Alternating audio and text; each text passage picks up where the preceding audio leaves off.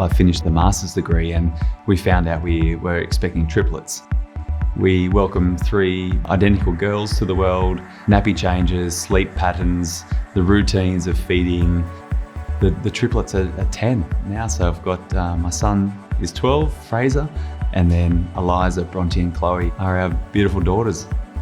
My current role is Director of Shire Services for Wollongong Shire Council. For me personally, it was always an ambition that I would grow up, I would go to high school and I would one day study at the University of Wollongong and to come back today and work in Wollongong Shire where I grew up. My family grew up there, my grandfather and their parents grew up there. So there's a real connection to place that just evolves into being part of the community, part of my workplace and serving the people that I work with.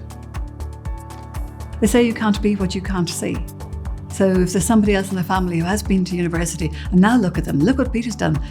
He's had these senior positions in so many different industries, found his real niche, this fabulous job at Wollongong, and seeing that success. To come back today and see Grace and be able to see some of the new buildings that have been built over the last few years, I don't think I would be where I am today without that connection with the University of Wollongong.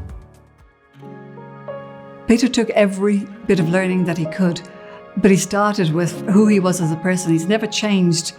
27, 28 years old, I was in a fairly senior role for a public company.